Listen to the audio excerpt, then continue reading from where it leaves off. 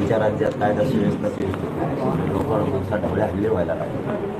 गृहमंत्र्याचं बारीक लक्ष पाहिजे. ज्या गोष्टीवर लक्ष नाही पाहिजे त्याच्यावर जास्त लक्ष द्यायचं आणि ज्या गोष्टीवर लक्ष पाहिजे त्याच्यावर कमी, म्हणजे जिथं आवश्यकताच नाही त्यांच्यासाठी त्यांच्या गृहमंत्री पदाचा वापर करायचा. म्हणजे जिथं आवश्यकता आहे तिथं मात्र पावर नाही वापरायचं. आता खोटे गुन्हे दाखल सुरू आहेत मराठ्यांवरती, गोरगरिबांचे पोरावर लागले. आता मराठ्यांच्या पोरावरती हल्ला झाला.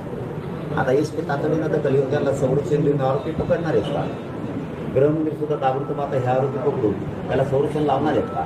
हे सुद्धा मराठ्यांसमोर होत नाही. बघूयात ना गृहमंत्री नेमका काय करते. विनाकारण कामात खूप वेळ आहे त्यांना वेळ द्यायला.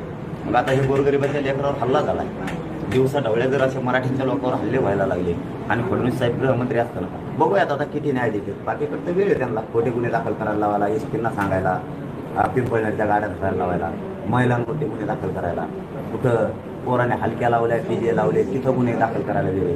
4 महिन्यापूर्वी केलेल्या आंदोलनाचे आता गुन्हे दाखल करायला गृहमंत्र्याला वेळ. आता तर दिवसा ढवळे हल्ला झालाय. आता बघूयात ना याला न्याय मिळतो का? त्याचे आरोपी ताबडतोब पकडले जातात का? SP तातडीने याच्यावर ॲक्शन बिलचे घेतात का? गृहमंत्री का SP ला सांगतात की ॲक्शन घेऊ नको, मराठ्यांच्या लोकांवरती हल्लेच झाले पाहिजे, असं गृहमंत्र्याचं मत आहे की काय? आता उघड पडेल ना. याला पण संरक्षण लावतात की नाही? आता याच्या जीवाला तर धोका आहे. बघूयात आता गृहमंत्री काय करते. ते मराठा बघतोय गृहमंत्री काय करते.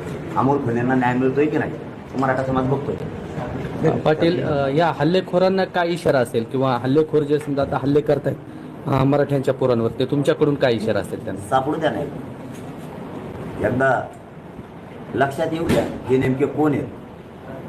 गृहमंत्र्याच्या राज्यात जर अशा गोष्टी होत्या तर कायदा सुव्यवस्था बिघडली नाही पाहिजे, गृहमंत्र्याचं काम आहे.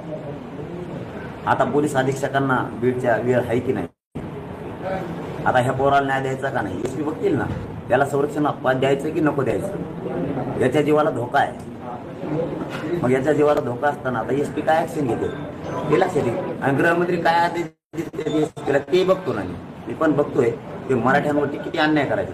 जर दिवसा ढवळे असे हल्ले व्हायला लागले, गृहमंत्र्याचं राज्य आहे का काय? बघतो मी गृहमंत्री नेमकं काय करते, याबद्दलची भूमिका काय, या लेकरांची काय चूक होती. लोक दिवसा हल्ले करायला लागले त्यांच्या राज्यात, बघतो गृहमंत्री काय करते. चल, धन्यवाद.